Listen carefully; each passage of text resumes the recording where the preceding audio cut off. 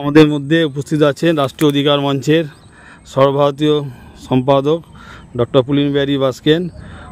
উনি 14ই আগস্ট সন্ধ্যে 7:30 থেকে 8টার সময় নান্দুরে যে প্রিয়াঙ্কা হাঁসদা 22 বছর বয়সী মেয়ে মারা গেছেন, তার বাড়ির পরিবার, আত্মীয় পরিজন সবার সঙ্গে তিনি কথা বলেছেন। এই মুহূর্তে তার কাছ থেকে আমরা জেনে নেব তিনি তার সংগঠনের পক্ষ থেকে তিনি কি চাইছেন।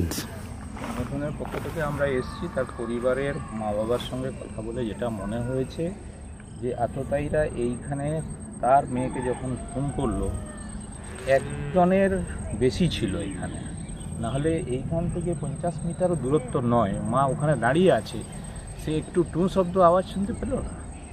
সেটা ওর মারও প্রশ্ন যে একাধিক ব্যক্তি এখানটায় যুক্ত ছিল এই কাজে, অন্য কী কাজ করেছে সেটা তদন্ত সাপেক্ষে, কিন্তু তার সঙ্গে যে একাধিক ব্যক্তি ছিল সেইটা ওরাও বলছে, ওরাও স্বীকার করছে। এবং অজয়কে, যেখানে অজয় মান্ডি টুডুকে গ্রেপ্তার করেছে, অজয় টুডুকে, তার কাছ থেকে সবই জানা যাবে বিস্তারিতভাবে কী ধরনের অস্ত্র ব্যবহার করেছে, কার কাছ থেকে সাহায্য চেয়েছে, বাকি সব যে জিনিসগুলো আছে সেগুলো উদ্ধার হবে, তার কাছ থেকে কথাটাই পাওয়া যাবে। আমরা পুলিশের উপরে ভরসা রাখি, তদন্ত সঠিকভাবে হোক এবং দোষী ব্যক্তির শাস্তি, ওরা চরমতম শাস্তি চাইছে, ফাঁসি চাইছে, এবং যারা ওকে সাহায্য করেছে তাদেরও সমানভাবে শাস্তিটা কাম্য করছে।